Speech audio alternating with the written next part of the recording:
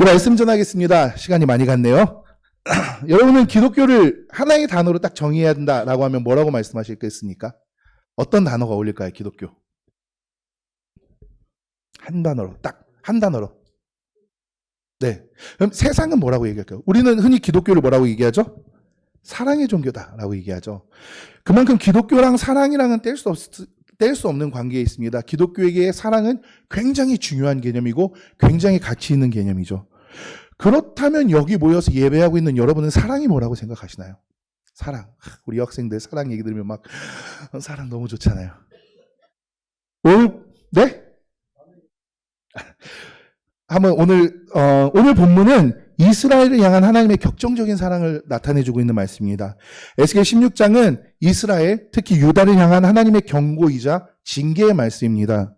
하나님이 이스라엘을 부르고 양육하셨습니다. 그럼에도 불구하고 이스라엘은 다른 신을 섬겼고 다른 신을 겸하여서 섬겼고 그래서 이에 대해서 본문은 음행하였다, 바람폈다, 다른 남자를 만났다 라고 이야기하고 있습니다.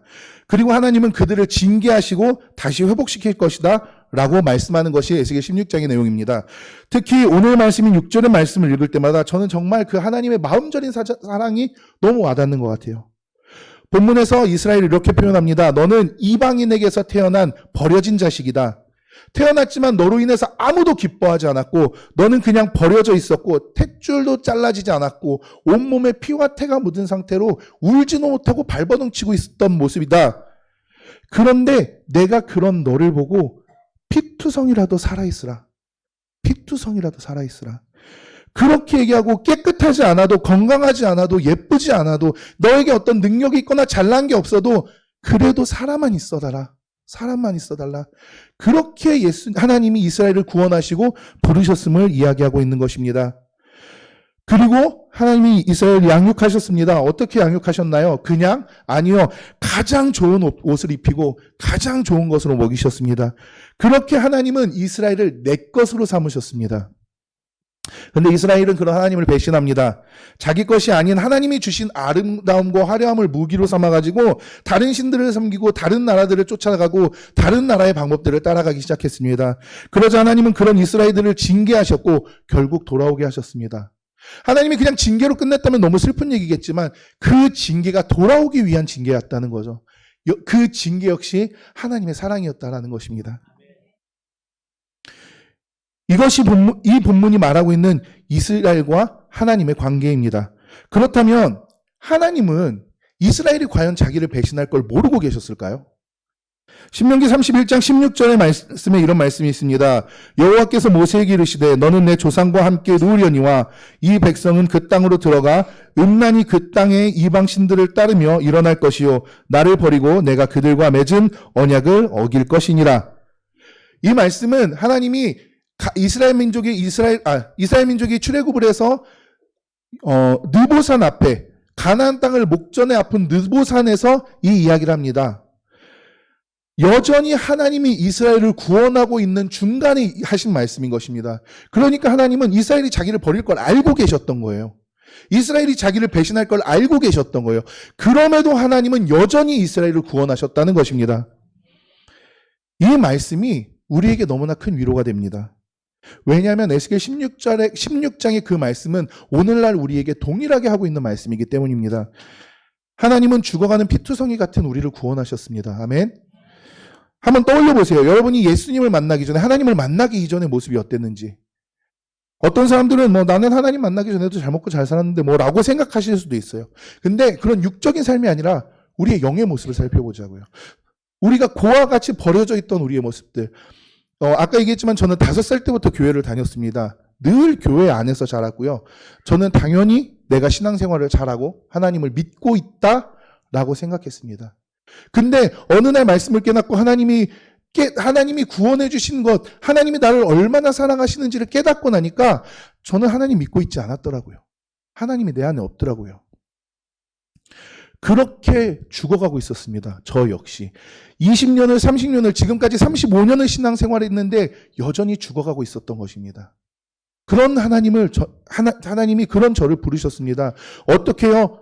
내가 당연히 하나님을 배신할 걸 알죠. 여러분 우리 그런 말 많이 하죠.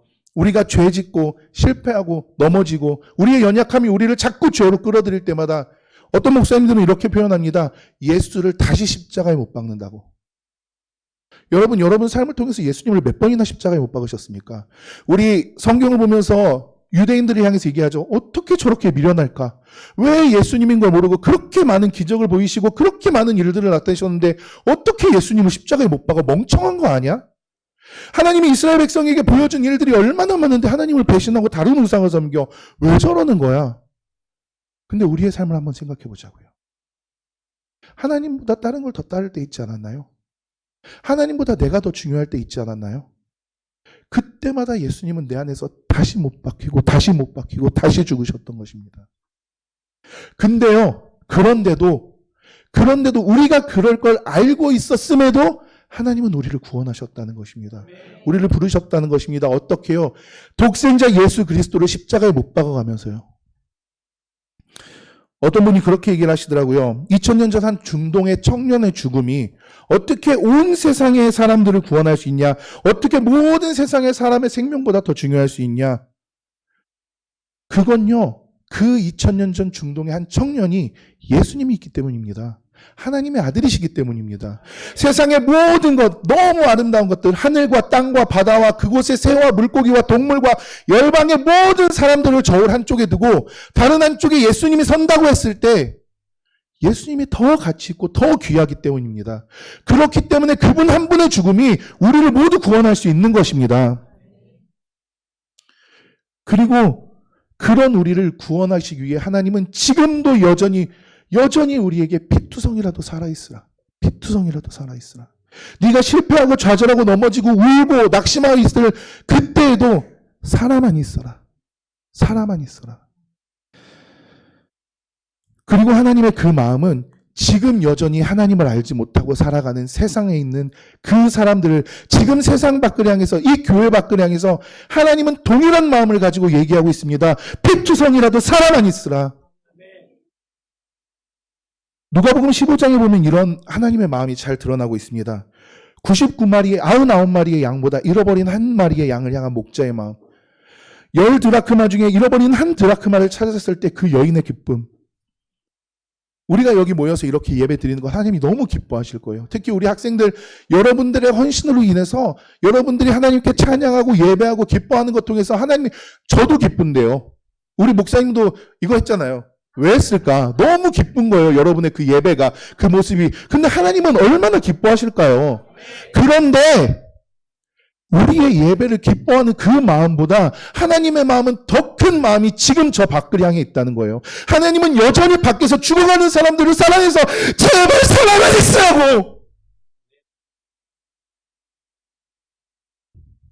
그렇다면 하나님의 이 애끓는 마음을 향한 구원받은 우리는, 이 애끓는 마음을 통해서 구원받은 우리의 마음은 어때야 할까요? 누가복음 15장에 두 가지 비유에 이어서 한 가지 비유가 더 나옵니다. 너무나 잘 아는 잃어버린 탕자에 대한 비유이죠. 잘 알고 계시지만 혹시 모르는 분들이 있을까봐 간단하게 설명하겠습니다. 한 부자에게 두 아들이 있습니다. 그 중에 둘째 아들은 살아있는 아버지를 찾아가서 이렇게 얘기해요. 아버지, 어차피 아버지 돌아가시면 아버지 재산 중에 반은 내 거잖아요. 주세요. 나 지금 독립하겠습니다. 그거 주세요. 아버지는 아무 말 없이 줍니다. 그리고 그 둘째 아들은 그걸 가지고 다른 나라에 가서 흥청망청 삽니다. 하고 싶은 거 다 했겠죠. 하고 싶은 거 다 했겠죠. 우리 학생들 하고 싶은 거 너무 많죠. 하고 싶은 거 너무 많죠. 하고 싶은 거 맞아요. 너무 많아요. 다 했습니다. 다 했습니다. 결과가 뭐예요? 망했어요. 망했어요. 어느 정도로 망했냐면 먹을 게 없어서 죽게 되었다고 설명합니다. 그리고 그때가 돼서야 아버지를 생각합니다. 아, 우리 아버지 집에 먹을 게 많았는데 내가 지금이라도 아버지 집에 가면 살 수는 있을 텐데, 그래, 아버지한테 갈 때 내가 아들로 돌아가는 게 아니라 종으로 써달라고, 내가 아버지 하인이 되겠다고 아버지한테 찾아가자. 둘째 아들은 아버지께 돌아옵니다. 그때 아버지의 모습은 어땠나요? 이미 뱃문을 열어놓고 문을 열어놓고 저 먼 말치를 바라보면서 오늘 아들이 올래나 내일 올래나. 아버지는 이미 아들이 나간다고 했을 때 아무 말 없이 자기의 재산을 떼서 보내줬어요. 그러면서도 나와서 기다리는 거예요. 오늘 올래나. 오늘 하나님이 그러고 계시다니까요. 지금 저 밖에서 죽어가는 그 사람들을 향해서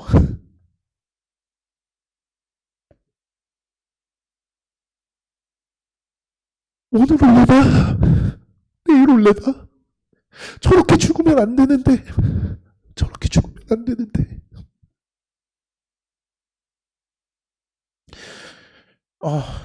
죄송합니다. 그렇게 아들이 돌아올 때 아버지는 뛰쳐나가요. 그래서 가장 좋은 옷을 입히고 가장 좋은 먹을 걸 주고 가장 좋은 보석을 줍니다.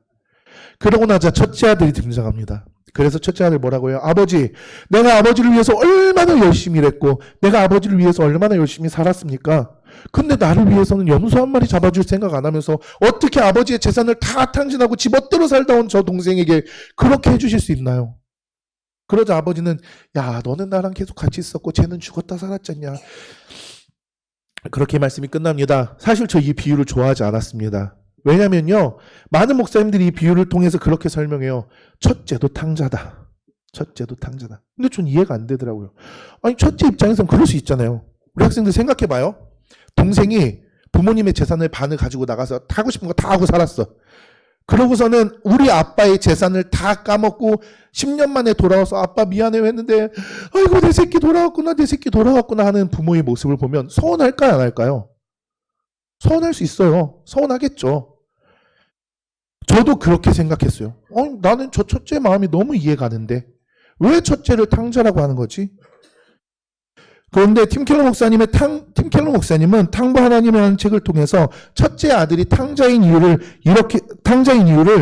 아버지의 마음에 관심이 없었기 때문이다라고 이야기하고 있습니다.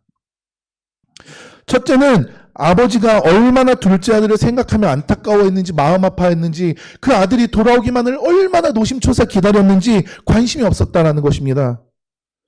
그저 나의 행위의 위로움, 내가 아버지를 위해서 얼마나 열심히 살았고 내가 아버지를 위해서 얼마나 많이 봉사했고 내가 아버지의 말을 얼마나 잘 들었고 내가 얼마나 착한 아들이었고 여기에만 관심이 있는 거예요. 그런데 왜 아버지 나는 몰라주고 저 아들한테만 저 탕자한테만 그렇게 하세요. 아버지 너무하십니다. 얼핏 맞는 말일 수도 있어요. 하지만 그 핵심에는 이 첫째 아들이 아버지의 마음을 이해하려는 노력이 없었다는 것입니다. 그리고 이러한 큰아들의 마음을 가진 성도들이 오늘날 교회 안에 너무나 많다는 것입니다. 나는 예수 믿었고 나는 그분을 받아들였고 순종하고 헌신하고 하나님 뜻대로 열심히 살아. 그러니까 저 세상에 있는 저 사람들, 구원받지 못할 사람들, 천국 가지 못할 사람들, 그 사람들이랑 나는 달라. 하나님 감사합니다. 내가 하나님 믿고 구원받고 천국 가게 해주셔서 감사합니다. 저 죄인들과 같지 않게 해주셔서 감사합니다. 바리새인의 기도와 다를 게 뭐가 있어요? 실제로 오늘 이 말씀은 누가복음 16절의 말씀은 예수님께서 바리새인들과 서기관들을 두고 하시는 말씀입니다. 당시의 바리새인들은 의인입니다. 하나님의 말씀대로 살기 위해서 정말 발버둥 치고 노력하던 사람들이에요. 11조를 하고요. 금식하고요. 기도하고 하루에 3번 기도하고 헌금하고 금식하고 율법대로 살기 위해서 자기들이 믿는 하나님의 말씀대로 살기 위해서 최선을 다해서 살았던 사람들입니다. 여러분, 바리새인이라는 말이 어디서 나왔냐면 부정하는 사람들, 거부하는 사람들이라는 뜻입니다. 그게 어디서 나왔냐면 이스라엘이 다른 나라의 통치를 받을 때 중간기 시대에 어떤 일이 있었냐면 모든 이스라엘의 유대 회당 예배가 닫혔어요. 예배를 할 수 없는 시대가 왔습니다. 하나님을 섬길 수 없게 만들었어요. 이방 왕국이. 그때 그들에게 반대하면서 여전히 예배하고 죽어가면서 맞아가면서 예배했던 사람들이 바리새인들입니다. 여러분들, 우리가 바리새인들보다 낮게 예배하고 있다고, 바리새인들보다 낮게 신앙생활을 하고 있다고 말할 수 있어요? 여러분, 예배드리지 못하게 할 때 맞아가면서 죽어가면서 예배드리실 수 있냐고요? 그런데 그런 바리새인들을 두고 예수님이 이렇게 얘기하는 겁니다. 외식하는 자들이요, 회칠한 무덤이요, 니네가 겉으로는 하나님을 섬기는 것 같은데 너희가 하나님의 마음에 관심이 없냐? 왜 하나님을 알려고 안 하냐? 하나님이 무엇을 바라는지 알려고 안 하냐? 그저 그들은 거룩한 척하는 죄인이었을 뿐입니다. 사랑하는 성도님들, 얼마나 하나님의 마음에 관심을 들고 살고 계십니까? 여전히 죽어가는 저 영혼들을 향해서 백두성이라도 살아만 있으라 라고 외치는 부르짖는 하나님의 마음에 얼마나 공감하고 계십니까? 우리 학생들이 힘들다 어렵다 하잖아요. 힘들고 어려운 일 많죠. 우리 학생들도 고민거리가 있을 거예요. 그렇죠? 고민거리 있죠. 근데 우리 학생들이 어른들한테 나 저 고민 있어요, 어려움이 있어요 라고 하면 어른들이 뭐라고 얘기해요? 그땐 다 그래. 그땐 다 그런 거야. 근데요, 학생 여러분, 여러분들이 지금 하고 있는 고민들, 어려움들, 괴로움들 맞아요. 어렵고 괴로운 거예요. 왜냐하면 여러분 나이 때 여러분이 겪을 수 있는 제일 큰 어려움이거든. 제일 큰 고민이거든. 고민하세요. 어려워하세요. 그리고 사랑하는 성도님들 공감해 주세요. 그 아이들이 저 학생들의 마음에 관심을 넣어주세요. 그리고 우리 학생들도 그런 어른들의 사랑을 받고 그런 교회에 관심을 받을 때 여러분 하나님의 마음에 관심을 두세요. 하나님의 마음에 관심을 두세요. 하나님이 무엇을 기뻐할지 무엇을 좋아할지 여러분 생각해 본 적 있어요? 한 번이라도? 아, 내가 이렇게 하는 걸 하나님이 기뻐하실까? 저렇게 하는 걸 하나님이 기뻐하실까?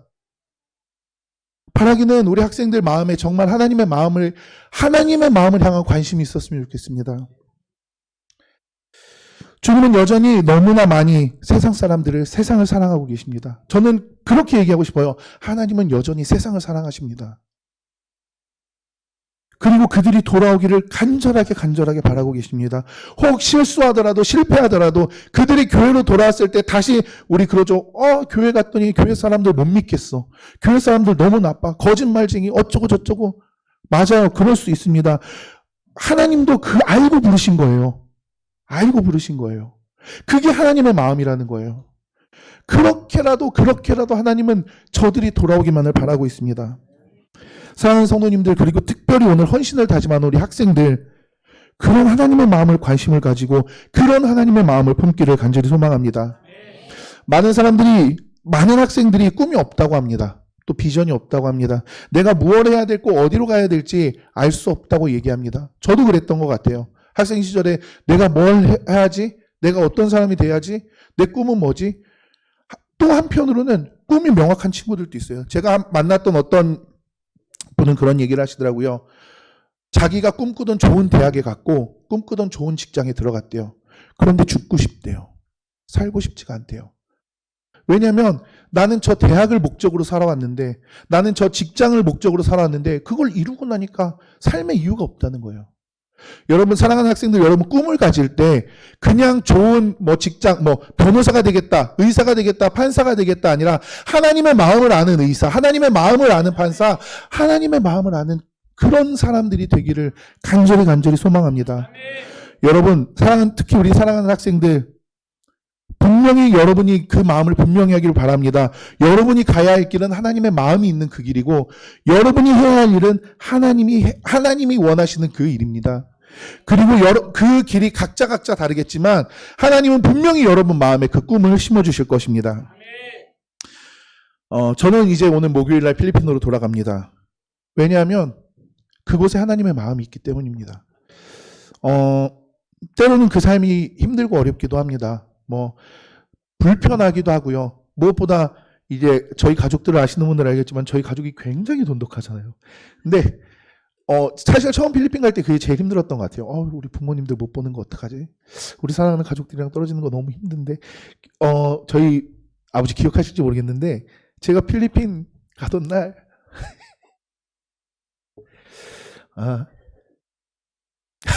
뒤에서 누가 되게 웃고 있어가지고 굉장히 많이 우셨거든요. 그 마음이 참 힘들었어요. 사실 그게 제일 힘들었던 것 같아요. 그럼에도 불구하고 저는 그곳에 하나님의 마음이 있기 때문에 갈 겁니다. 누가 뜯어 말려도 못 가게 해도 갈 겁니다. 왜냐하면 하나님이 저에게 주신 하나님의 마음은 그곳에 있었거든요. 아니요, 지금도 그곳에 있거든요. 사랑하는 성도님들, 여러분의 삶의 자리가 하나님의 마음이 있는 자리가 되기를 간절히 소망합니다. 여러분이 어느 곳에 가서 무엇을 하든 그것이 하나님이 원하는 일이고 하나님이 원하시는 길이기를 간절히 소망합니다. 그래서 정말 하나님의 마음을 기쁘게 하는 사람들이 되기를 간절히 소망합니다.